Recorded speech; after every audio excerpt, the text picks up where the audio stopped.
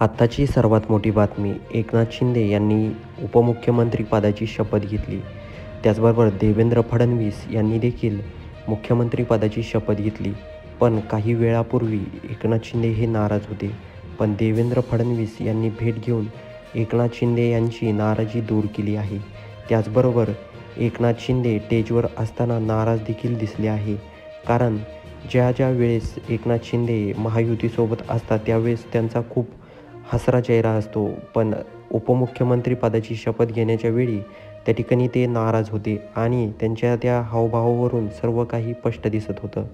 त्याचबरोबर जे एकनाथ शिंदे आहेत यांचे मंत्री आणि त्यांच्या पक्षाचे जे कार्यकर्ते आहेत त्यांना भाजपने बॅकफूटवर टाकलं आहे. म्हणजेच जो शपथविधी होता त्यावेळेस जवळजवळ 5व्या-6व्या रांगेमध्ये एकनाथ शिंदे यांचे मंत्री दिसून आले.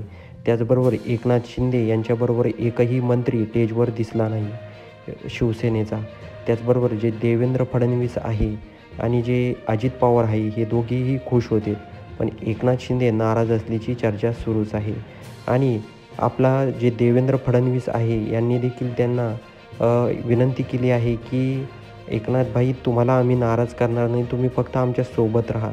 त्यामुळं एकनाथ शिंदे यांची नाराजी अजून दूर तर झाली नाही, पण त्यांना शपथविधीची तारीख ठरल्यामुळं त्यांना स्टेजवर उपस्थित राहायला सांगितलं होतं.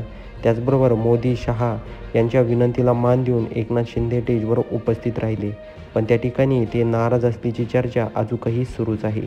त्याचबरोबर एकनाथ शिंदे यांनी पत्रकार परिषद घेतली आणि पत्रकारांनी त्यांना काही प्रश्न विचारले की तुम्ही स्टेजवर खूप नाराज होता. त्यानंतर एकनाथ शिंदे हे बोलले की तुम्हाला काही पण दिसतंय, मी नाराजच दिसतोय कायम, हसताना दिसतच नाही तुम्हाला, असं पत्रकारांना त्यांनी सांगितलं. त्याचबरोबर त्या ठिकाणी ते बोलले आहेत की मी कोणावरही नाराज नाही, तुम्ही उगाच गैरसमज पसरत जाऊ नका, असं देखील त्यांनी मंत्रिपदाची शपथ घेतल्यानंतर त्यांनी सांगितलं आहे. त्याचबरोबर त्यांनी बाळासाहेब ठाकरे यांच्या स्मृतीला देखील भेट दिली आहे. अनेक ठिकाणी आशीर्वाद देखील घेतला आहे उपमुख्यमंत्रीपदाचं पद मिळाल्यानंतर.